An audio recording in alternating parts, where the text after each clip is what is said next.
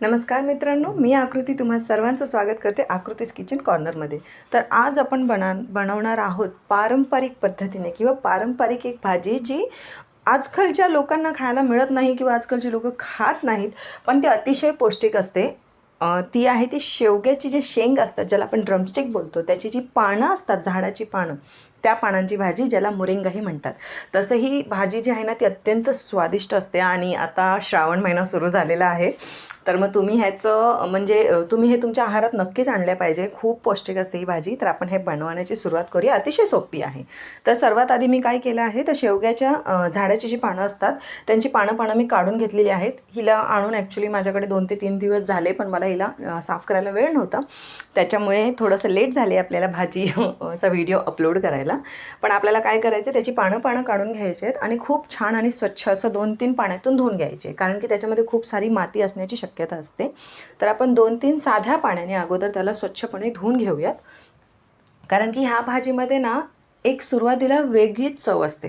ती चव घालवण्यासाठी आपल्याला काय करायचं आहे, तर एकदा पाणी धुवून घेतल्याच्या नंतर आपल्याला त्याला बॉईल करायचं आहे आणि म्हणजे उकळवून घ्यायचे आहे. तर हे पहा, मी ऑलमोस्ट त्याला 2 ते 3 पाण्यातून धुतलेलं आहे.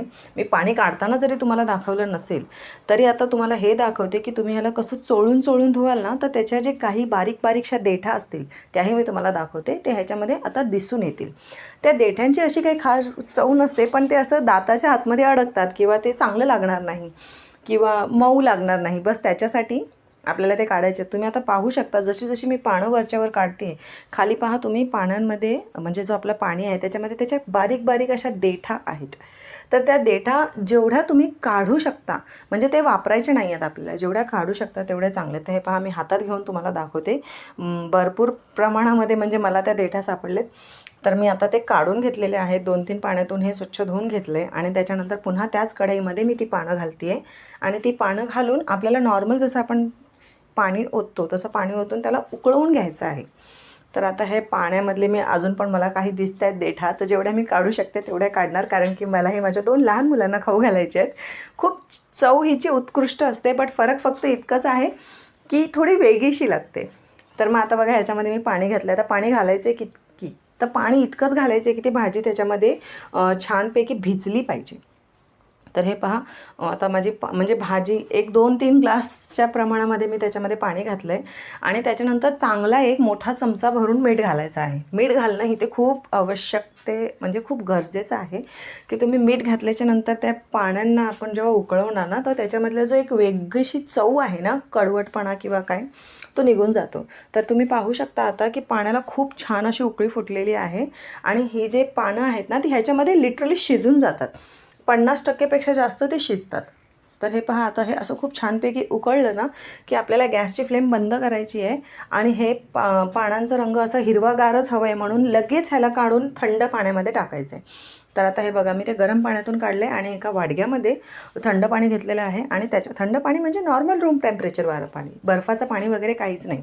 पण तुम्ही त्याचा रंग पाहू शकता, अगदी अतिशय हिरवागार, असा हिरवा कच्चा रंग दिसत आहे.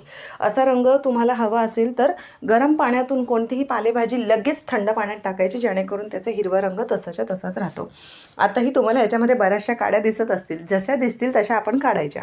तसं खाल्लं तरी काही प्रॉब्लेम होत नाही, पण फक्त ते थोडं कचकच लागतात, म्हणून ती काढून घ्यायची. अगदी एकदम कवळी पानं असतील ना, तर तुम्हाला त्या काड्या सापडणारच नाहीत.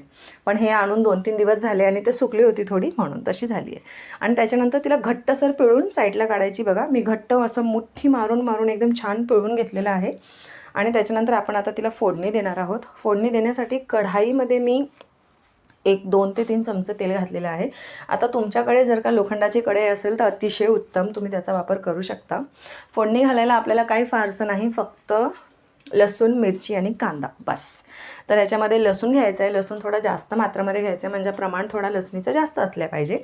जवळपास 8 ते 9 पाकळ्या घेतलेल्या आहेत. ते तुम्ही टेचून घेऊ शकता खूप छान खलबत्त्यामध्ये.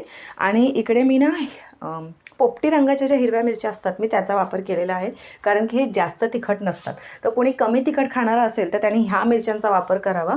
पण मिरच्यांमध्येच ही भाजी शिजवावी, कारण की त्याच्यानेच ह्या भाजीची ओरिजिनल जी चव आहे, ह्या भाजीची ओरिजिनल चव आहे ना ती तुम्हाला मिरच्यांच्या फोडणीमध्येच भेटणार. तुम्ही ह्याच्यामध्ये दुसरं काही टाकण्याची गरजच नाही.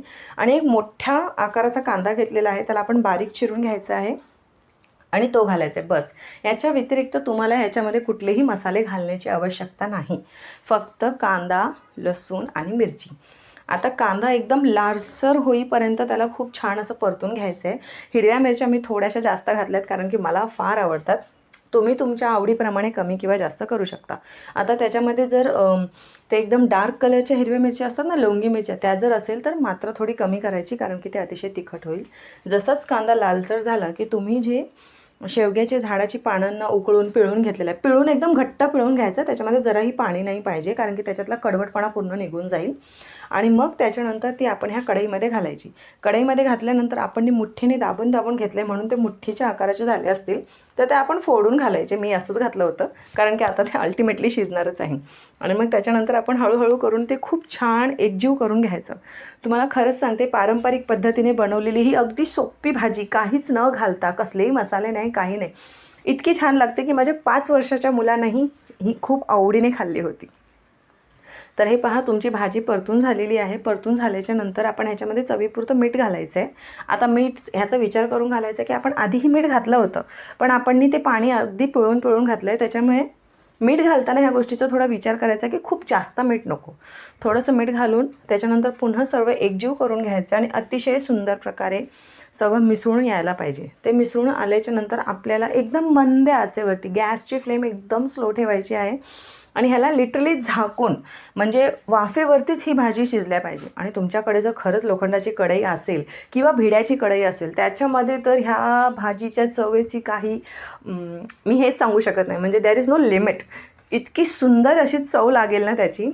आणि हिला तुम्ही भाकरीबरोबर खा, भाताबरोबर खा, कशाबरोबरही खा. अतिशय सुंदर आणि चविष्ट लागणारी भाजी आहे ही.